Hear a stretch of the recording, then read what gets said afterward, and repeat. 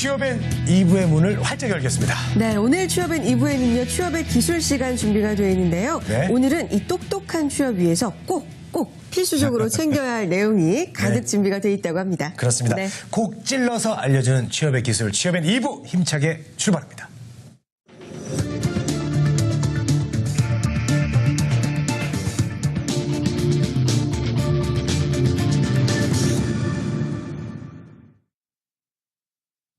페어링 HR 신현종 대표와 함께하는 취업의 기술, 꼭 알아야 될 포인트를 짚어드리겠습니다. 네, 지금 바로 출발합니다. 신현종 대표님 어서 오세요. 네, 반갑습니다. 예, 어떻게 좀 많이 바쁘시죠? 요새 날씨가 추워져가지고 네. 예, 이제 바쁜 일정은 좀 이제 많이 끝났고요. 지나갔고요. 예, 이제 저도 좀 이제 추운 만큼 좀 집에 있어야 될 시기가 아닌가 그렇게 생각됩니다. 예. 그래도 알겠습니다. 도와주셔야죠. 이렇게 나와서 구직자분들 만나시면서. 예, 맞습니다. 맞아요. 네. 그 책도 반응도 참 좋은 것 같아요. 아, 감사합니다. 예.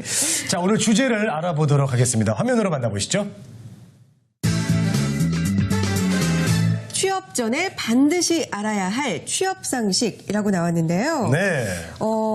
오늘 방송 들어오기 전에 신현종 대표님이 오늘 주제가 약간 우울한데요. 걱정을 해주셨어요. 그렇지만 취업 전에 꼭 이것만은 짚어야 된다. 꼭 알아둬야 되는 거라고 강조를 또 해주셨거든요. 그렇죠. 맞습니다. 취업 상식 어떤 내용인가요? 예, 보통 우리가 이제 취업에 대한 방법적인 이야기를 좀 방송에 대해서 많이 드렸습니다. 뭐 자기소개서 면접 어떻게 되는지, 또 기업 어떻게 알아봐야 되는지 이런 부분을 좀 많이 다뤘었는데요. 예. 사실 그 실제로 뭐 이 법규나 규칙 이런 것 등이 존재를 합니다. 근데 이제 회사에서 취업을 했을 때 이 기업 입장에서 좀 어느 정도 좀 지켜주고 그러면 참 좋은데 또 그렇지 않은 기업들도 조금씩 가끔 나오거든요. 그리고 또 이걸 잘 모르고 나중에 이러면 안 되는데 내가 몰랐다 이러는 경우도 많이 있습니다. 구직자 입장에서. 그래서 우리 청년들이 취업을 하기 전에 반드시 좀 알아야 되는 이 뭐 생활 상식과 같이 좀 취업 상식이 어떤 게 있는지 이런 걸 가지고 오늘 좀 이야기 나눠보고자 합니다. 네, 그렇습니다. 자, 뭐 우리가 살면서 생활 상식도 되게 중요하잖아요. 그렇죠. 예, 그런 것처럼 취업 상식도 당연히 중요한 게 아닌가 생각이 듭니다. 꼭 알아야 돼요. 그렇습니다. 네. 자, 이런 취업 상식을 만약에 좀 모르고 있으면 좀 뭐 당할 일도 있고, 그렇죠. 예, 좀 네. 곤혹스러운 일도 있을 것 같아요. 이게 또 이 상식이라는 게 사실 그 알면 참 좋은데 모르면 당하는 게 이게 상식이거든요. 그래서 흔히 모르면 이제 당한다고 하고 그렇죠. 또 이 취업 상식을 잘 모르면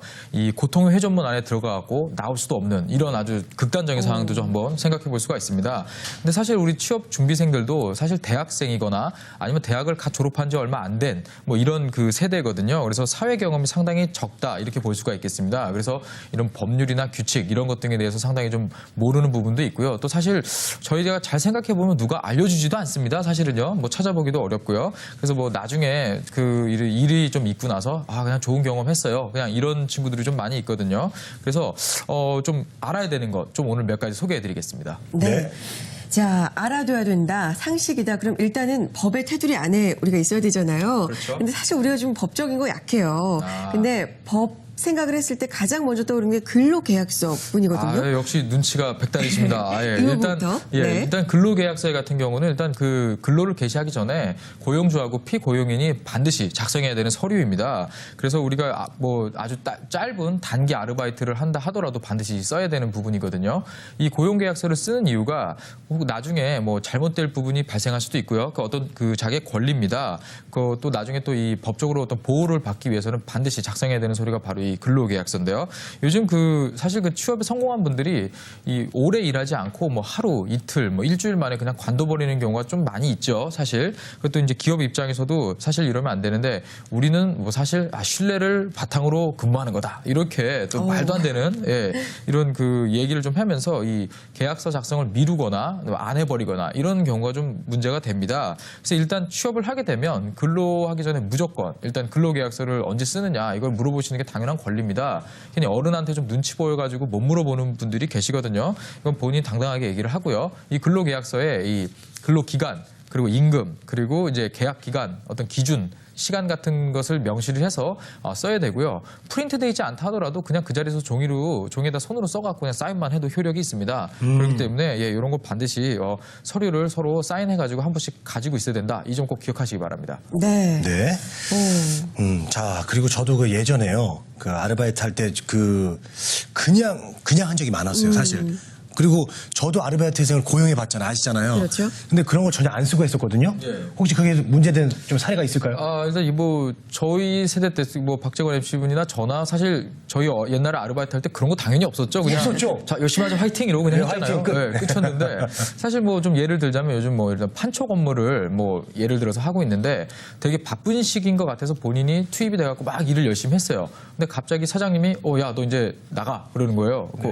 제가 왜 나갑니까? 그랬더니 야 너 너무 일을 못하는 것 같아서 그만둬라. 그래가지고 그럼 자기 며칠 일한 거 돈을 달라 그랬더니 야 너가 여기서 일을 해서 우리한테 피해를 끼치면 끼쳤지 너가 무슨 얼굴로 네가 돈을 달라고 그러냐 하면서 이제 싸우는 경우 이런 거 TV에서 한 번씩 아마 보셨을 겁니다. 그리고 또 이제 뭐 라디오 같은 데서 이런 사연 많이 소개되잖아요. 뭐 일을 했는데 돈을 못 받았다라던가. 그래서 요런 그 부분에 아주 바쁜 시기에 잠깐 고용했다가 이게 뭐 나가라 하면서 급여를 주지 않고 하는 그런 경우가 또 발생하는 경우가 있습니다. 그래서 이런 부분은 일단 본인이 보호를 받기 위해서는 반드시 근로계약서를 쓰셔야 된다. 이걸 꼭 기억하시기 바랍니다. 네. 그래요. 근로계약서 참 중요한데 그럼 근로계약서가 만능일까요? 계약서만 쓰면 다른 문제는 발생하네요. 이게 또 다른 함정이 또 숨어 있습니다. 이게 또 그래요? 쓰면 또 다 오케이라고 또 생각할 수 있는데 사실 이 고용계약서를 또 악용하는 사례도 조금 있습니다. 이 보면은 저희가 수습기간이라는 말이 좀 있거든요. 네. 예, 수습기간인 게 좀 있는데 보통 이제 수습기간을 근무하면서 한 2개월에서 3개월 정도 적용하는 게 보통 관례입니다.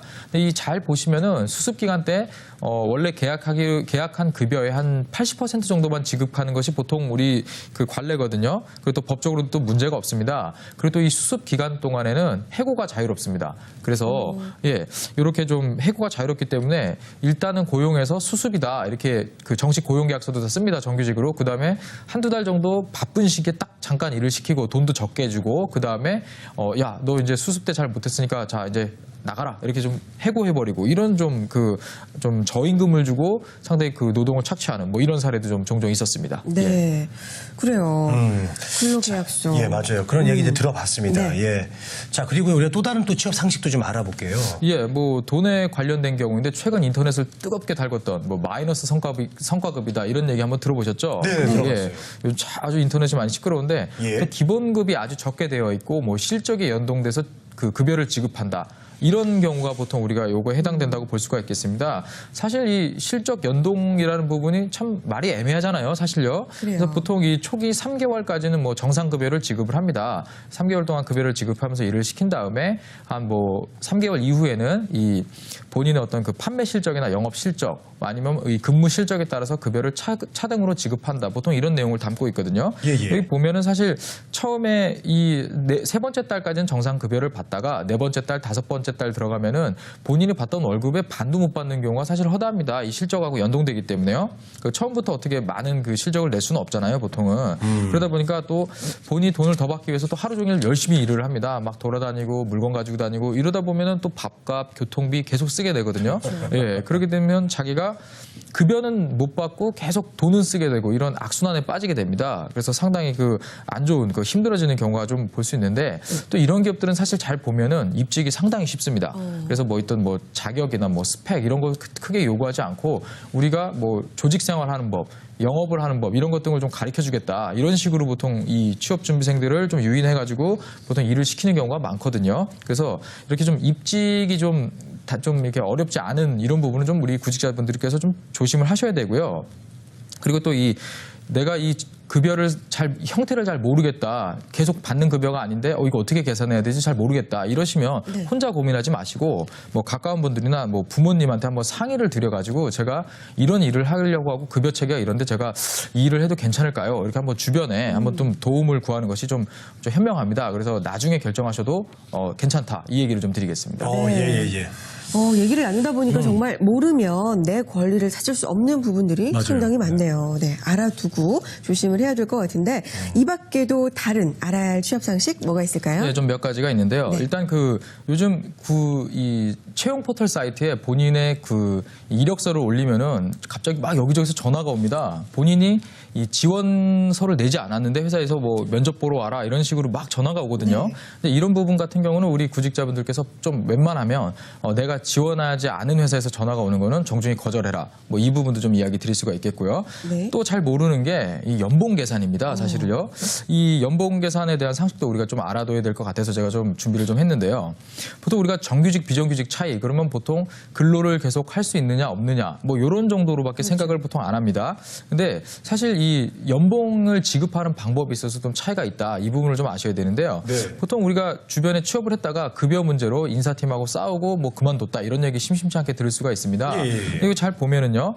보통 우리가 연봉 그냥 2,400 그 계산하기 편하게요. 예, 2,400 해서 월 뭐 200만 원이다 이렇게 생각하고 취업을 딱 했는데 이 실급여가 좀 적네 이러면서 보통 문제가 발생하는 게 좀 있습니다. 네. 그래서 이 정규직 같은 경우는 급여를 12분의 1로 나누어서 연간 지급을 하고요. 이 예. 비정규직 같은 경우는 13분의 1로 나누어 지급한다. 이 부분을 조금 알고 계셔야 이게 실급여가 좀 다르구나. 예. 비정규직은 13분의 1이에요? 예, 좀 다릅니다. 이게 좀 저희가 잘 모르는 부분인데, 그러네요. 정말요? 정말 이 부분이 좀 다릅니다. 그래서 정규직 같은 경우는 월 200이라고 저희가 보면은요, 네. 사실 이 국민연금 4.5% 그리고 또 이제 건강보험 2.9% 또 장기요양보험 또 고용보험 이런 거를 제하고 실급여가 한 183만 원 정도가 됩니다. 근데 이게 12분의 1로 나누었을 때 얘기잖아요. 근데 이제 비정규직 같은 경우는 13분의 1로 나누기 때문에 기준액이 200만 원이 아니고요.